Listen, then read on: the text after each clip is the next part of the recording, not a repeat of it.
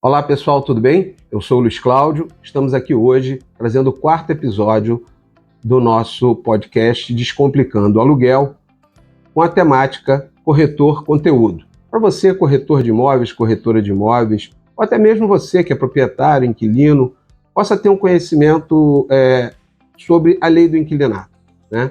Aqui nós não trazemos o juridiquês, não se trata disso. Eu trabalho há 34 anos no mercado imobiliário, sou advogado e sou corretor de imóveis. Então, o nosso bate-papo aqui é mais no sentido de dar uma visão da lei do inquilinato, mas sem entrar naquela coisa do juridiquês, da jurisprudência, nada disso. É para que você tenha conhecimentos básicos sobre a lei do inquilinato. Nós vamos falar hoje dos deveres do locador e deveres do locatário. Muito importante. O conflito entre as partes, ele às vezes é gerado pelo desconhecimento. Então nós vamos aqui tentar dar uma pincelada sobre esses deveres, né? O que o locatário tem que pagar e o que o locador tem que arcar, tá ok? Então seja bem-vindo. Se você ainda não curtiu, curte lá o canal, ajuda a gente, faz a sua inscrição. Sempre que tiver um novo episódio, você vai ser notificado. E se tiver alguém que você acha que tem interesse no assunto, vai lá, compartilha, manda para ele. A gente vai estar sempre trazendo temas do interesse do mercado imobiliário nesse canal Descomplicando o Aluguel. E hoje nós estamos falando aqui com conteúdo para o corretor de imóveis, tá ok? Então vamos lá. É sempre aquela coisa, mas quem paga isso, quem paga aquilo? A lei do inquilinato, ela é bem taxativa com relação aos deveres do locador e do locatário.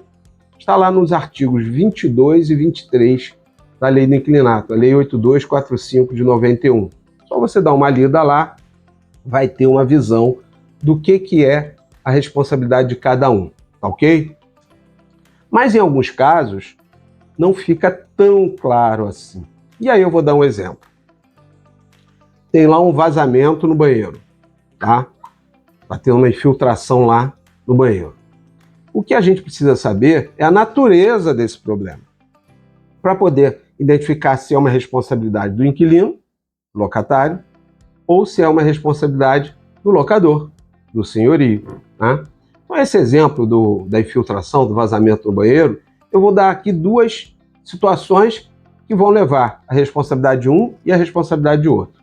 Esse vazamento é decorrente do registro, né? Onde você abre o registro, fecha o registro, vai fazer uma limpeza, fecha o registro, e ali está tendo um vazamento ali, porque aquele reparo ficou desgastado, né? Então, o que a lei do inquilinato diz? Que o inquilino ele tem que manter o imóvel tal qual ele recebeu. Então, se o inquilino está ali há 4 anos, 5 anos e nunca trocou aquele reparo, essa infiltração, este vazamento é de responsabilidade do inquilino, porque o reparo tem que ser trocado. Ele demanda uma manutenção. Então, nesse exemplo, se ele está lá há 5 anos, 3 anos e nunca trocou aquele reparo, esse vazamento, em primeira mão, é de responsabilidade do inquilino. Mas vamos voltar para o mesmo banheiro, tá? Começou a ter uma infiltração lá no banheiro, um vazamento lá no banheiro, identificou-se que a coluna ou o cano que está dentro da parede é um cano muito antigo, houve uma corrosão nesse cano e começou a vazar. Nesse caso, o vazamento, a infiltração, é de responsabilidade do locador. Isso está lá na lei do inquilinato. Por quê? A manutenção é responsabilidade do inquilino, mas a obrigação de dar ao inquilino, de manter o imóvel em condição de ser habitado, é do locador. E este vazamento que foi dentro da parede não tem nada a ver com manutenção. Foi o cano que houve a corrosão, houve algum outro problema e estourou dentro da parede. Nós não podemos responsabilizar o inquilino por isso. Então, gente, é isso. Se você tem dúvida de que é responsabilidade do inquilino e do locador, vai lá no artigo 22 e 23 da Lei do Inquilinato. E se a sua dúvida não for esclarecida, tenta entender isso. É manutenção ou é uma situação onde o inquilino não deu causa, não tinha a obrigação de fazer troca de reparo, de fazer a manutenção anual de alguma peça do imóvel? Se não é isso, é do locador. Se não tem essa obrigação do inquilino de cuidar, é do locador.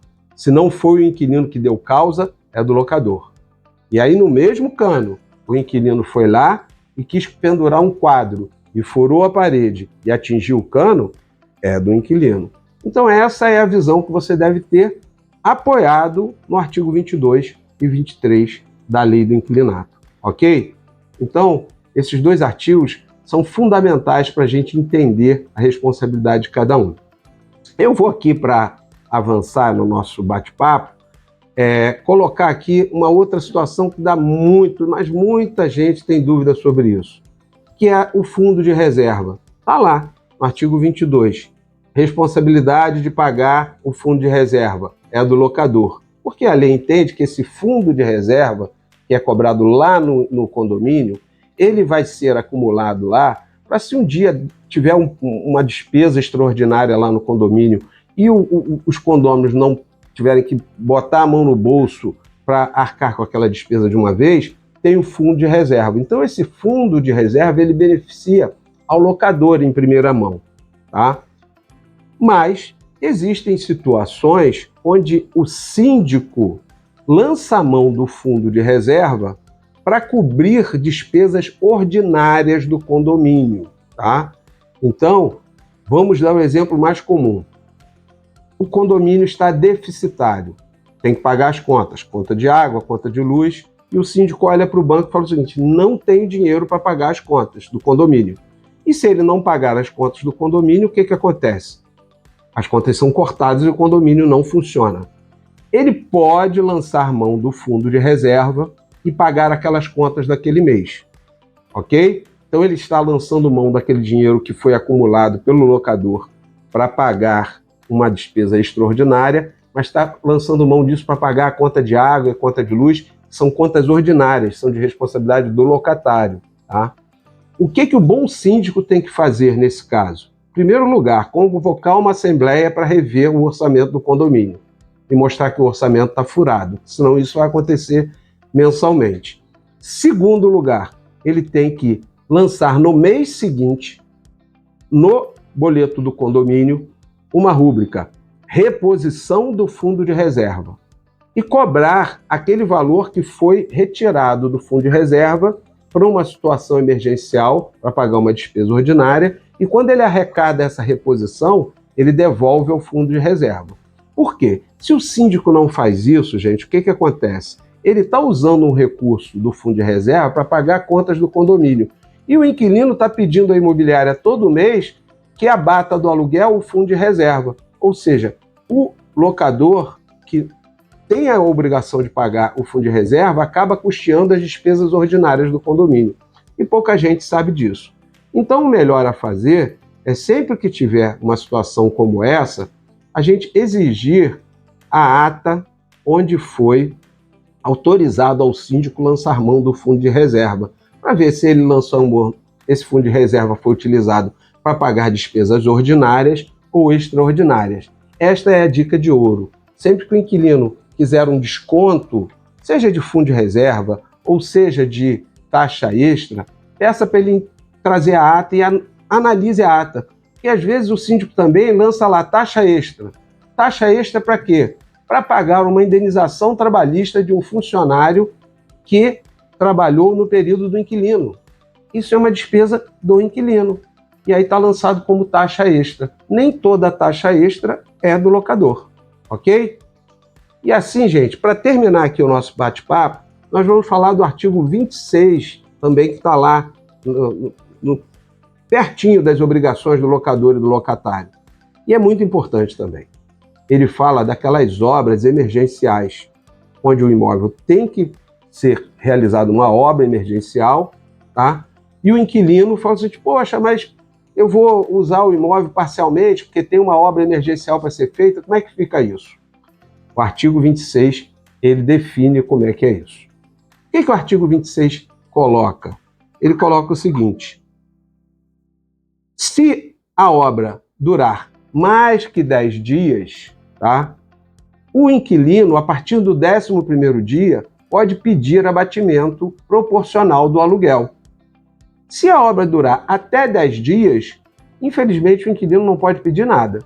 Ele vai ter que autorizar a execução da obra e não tem direito de desconto nenhum. Então a regra é essa: durou mais de 10 dias, proporcionalmente pode pedir o abatimento do aluguel. E se durar mais de 30 dias, o inquilino pode inclusive pedir a rescisão do contrato sem pagar a multa. Ele pode simplesmente falar: não quero mais ficar nesse imóvel, 30 dias de obra, 40 dias de obra, eu quero sair do imóvel e ir para outro imóvel. Não poderá, entretanto, exigir uma indenização do locador, porque se é uma obra emergencial que não foi o locador que deu causa, um cano que estourou, alguma coisa desse tipo, os dois têm prejuízos aí que devem ser suportados porque ninguém deu causa. Ok, meus amigos? Então, hoje nós tratamos dos artigos 22 a 26 da Lei do Inquilinato, obrigações do locador, obrigações do locatário. Espero que vocês tenham gostado. Não esqueça de curtir, de inscrever-se no canal, tá? Indicar aí, mandar para quem você acha que tem dúvidas sobre isso. E se tiver alguma dúvida que eu não tirei aqui, manda uma mensagem que a gente tenta responder, tá bom? Até o episódio 5, corretor com conteúdo dentro do nosso canal Descomplicando o Aluguel. Eu sou o Luiz Cláudio Moreira, sou o CEO aqui da Self-Spin, advogado. Minha formação em Direito tem especialização pela Emerge em Direito Imobiliário e atuo no meu dia a dia aqui como corretor de imóveis também inscrito no Cresce, ok? Um forte abraço e até lá!